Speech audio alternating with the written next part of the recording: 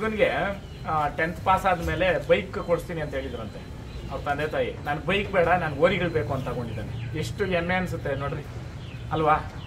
ಎಲ್ಲಿಗೆ ಬಂದು ನಿಂತ್ಕೊಂತ ನೋಡ್ರಿ, ಒಂದು ಟ್ರೆಂಡು ಅದೇನು ಹೇಳ್ತಾರಲ್ಲ, ಹಿಂದೆ ತಿರುಗಿ ನೋಡು ಮರಳಿ ಬಂತು ಅಂತ, ಹಂಗೆ ಇದು ಮತ್ತೆ ಸ್ಟಾರ್ಟ್ ಆಗೈತೆ. ಹೌದು, ಹಳ್ಳಿ ಕಾರು ಅಣ್ಣ. ಈ ಸಲ ಗಣೇಶನ ಹಬ್ಬಗಳಲ್ಲಿ ಅದು ಹೇಳಕ್ ಸಾಧ್ಯ ಇಲ್ಲ ಬಿಡ್ರಿ. ಅದು ನನಗಂತೂ ನಾನು ಅವತ್ತು ಏನು ಕನ್ಸ್ಕೊಂಡೆ ಅದು ಇವತ್ತು ನನ್ಸಾಗೈತೆ. ಆಮೇಲೆ ಆ ಬಿಗ್ ಬಾಸ್ ಶೋಗೆ ಹೋಗಿದ್ದಂತೂ ಅದು ಇನ್ನೂ ನೆಕ್ಸ್ಟ್ ಲೆವೆಲ್ ಬಿಡ್ರಿ. ಯಾಕಂತಂದ್ರೆ ಜನಗಳಿಗೆ ನಾನು ಸುಮಾರು 10-20 ವರ್ಷ ದುಡಿಬೇಕಾಗಿತ್ತಣ್ಣ ಆ ಕೆಲಸ ಮಾಡೋದಕ್ಕೆ. ಅಲ್ಲಿ 3 ತಿಂಗಳಲ್ಲಿ ನನಗೆ ಆ ರಿಸಲ್ಟ್ ಭಗವಂತ ಕೊಟ್ಟ. ಯಾಕೆ ನಾನು ಈ ಮಾತು ಹೇಳ್ತೀನಿ ಅಂದ್ರೆ, ಅವತ್ತು ನಾನು ಆ ಅಪ್ಪನಿಗೆ ಮಾಡಿರೋ ಸೇವೆ ಇವಾಗೂ ನಾನು ಮಾಡ್ತಾ ಇರೋ ಸೇವೆ ಅಂತಾನೆ. ಆ ಕಷ್ಟಕ್ಕೆ ಫಲ ಕೊಟ್ಟ ದೇವರು.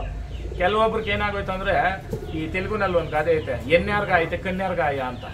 ಅಂದ್ರೆ ನಾವು ಕಷ್ಟ ಬಂದಿದ್ದು ಬಿಟ್ಬಿಟ್ರು, ಏಕದಮ್ಮು ನಾನು ಒಂದು ಚೈನ್ ಹಾಕೊಂಡಿರೋದು, ಒಂದು ಸ್ಪೀಚ್ ಕೊಟ್ಟಿರೋದು ಮಾತ್ರ ನೋಡ್ತಾವ್ರೆ.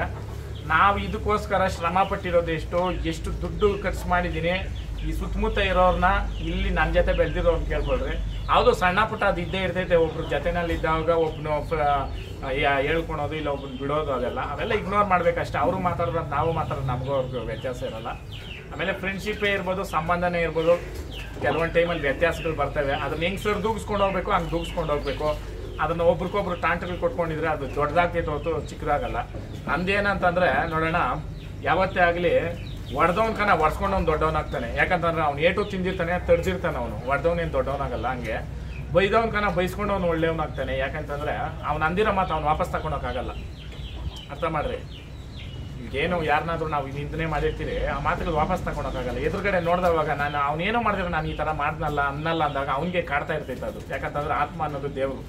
ಯಾವತ್ತೂ ಆತ್ಮಶುದ್ಧಿ ಅನ್ನೋದು ಅದು ತೋರಿಸ್ತಾ ಇರ್ತೈತೆ. ನೀನು ಇವ್ನು ಹಿಂಗೆ ಮಾಡಿದೆ, ನೀನು ಇವ್ನು ಹಿಂಗೆ ಅಂದೆ ಅಂತ. ಅಷ್ಟಿದ್ರೆ ಸಾಕು. ಮತ್ತು ಕ್ಷಮಿಸೋ ಗುಣ ಇಟ್ಕೊಬೇಕು ಎಲ್ರೂ. ಯಾಕಂತಂದರೆ ಜೀವನದಲ್ಲಿ ನೀನಾ ನಾನಾ ಅಂತ ಬದುಕಿದವ್ರಕನ ಯಾರು ಏನಂತೀರ ಸೋತು ಹೋದವರೆಲ್ಲನೂ ಇತಿಹಾಸದಲ್ಲಿ ಅವರೇ ಸೋತಿ ಗೆದ್ದು ಸೋತವರು ಪುಟದಲ್ಲಿ ಕೂಡ ಇಲ್ಲ. ಅವ್ರನ್ನ ಯಾರನ್ನು ಇನ್ಸ್ಪಿರೇಷನ್ ಆಗೋ ತಗೊಳಲ್ಲ. ಆ ಕಾರಣಕ್ಕೆ ಸೋತ್ ಗೆಲ್ಲೋಣ. ಪ್ರಪಂಚದಲ್ಲಿ ಸೋತ್ ಗೆದ್ದವನು ಯಾವತ್ತಿದ್ರೂ ಹಿಸ್ಟ್ರಿ ಮಾಡೇ ಮಾಡ್ತಾನೆ ಅಲ್ವಾ.